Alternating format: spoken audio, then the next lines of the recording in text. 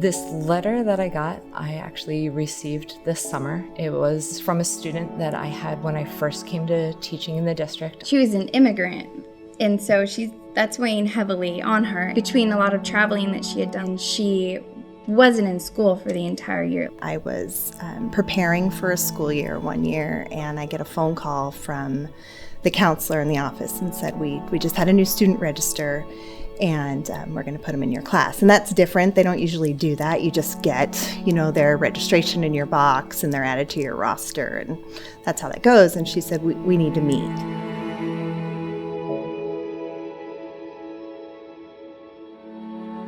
I got this letter from a student who was in my class in 6th grade, and then she was also part of the track team, and so I got to see her kind of growing up through the years and get to work with her on some hurdles and just kind of continue to see her grow. And so she wrote me a letter just to kind of explain how my teaching affected her.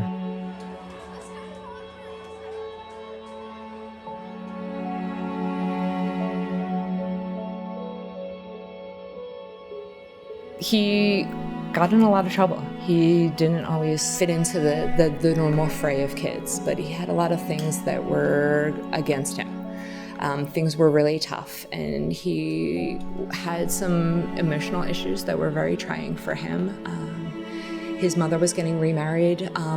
There was a brand new child coming into the family, and all of these issues were just big stressors on him. So art became a place that I think he felt safe, and he was able to actually explore and experiment with art and kind of have his feelings out there for him to express himself. So I met with her, and this student, his mom had just died a month before school started, and he was going to have to go live with Dad. He hadn't lived with Dad before, and so I'm starting the year with a student who's in a new home with, a parent he hadn't lived with for a while. His mom has just passed, and he's moving to a new town with new kids. So that was an interesting and really emotional start, and it was a whole emotional year. To Mrs. Thornhill, as you know, I've not been in school for a long time, and you've helped me catch up in school. Actually, being in school has made me very, very happy. My mom works and my dad can't work yet because of immigration, and we're about to get our green card, and I'm so excited for you to know this. I'm just happy that I'm in your class with great friends and a great teacher. You've made me very happy. Being in your class makes me very, very happy.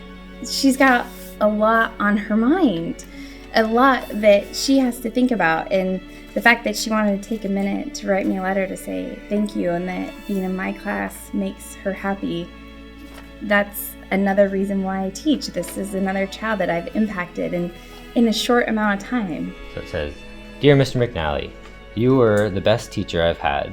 You made learning so much fun for me. When we were in track, you were supportive of me trying to do the hurdles.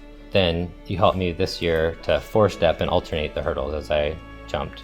I also remember how funny it was when I first tried to do it with my left foot and I could hardly jump. But now I'm good at both. Thank you again for making learning fun, supporting me in the sports that I do, and helping me learn what I need to know. I hope that you've helped other students like you've helped me with math and science. Thank you." I wanted to let you know that I'm doing very well for myself. I was obviously in a very rough part of my life at the time that I was in your class at Lake Ridge, and I'm sincerely and terribly sorry for any stress and negativity I caused you and the class.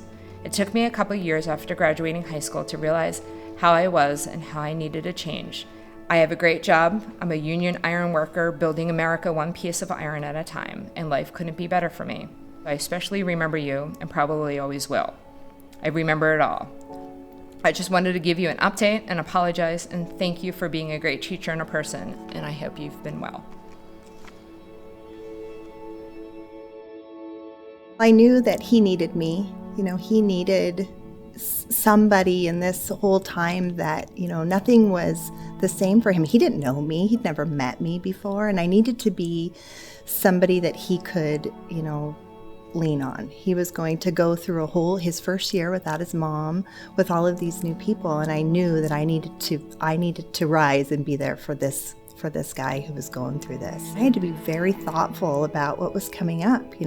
For kids, making a Christmas craft is, it's fun, and I get to give it to my mom. For him, this was going to be his first Christmas without his mom. And what do you do at Mother's Day? And what do you do when you're reading realistic fiction and it's all family topics? And so when it finally came out, when he shared with another student that he had lost his mom, it was like the whole class, they just rallied behind him. They really did. They all lifted him up and just, helped him through the year. It's really powerful. I have boxes full because it really means so much to know that you're making a difference.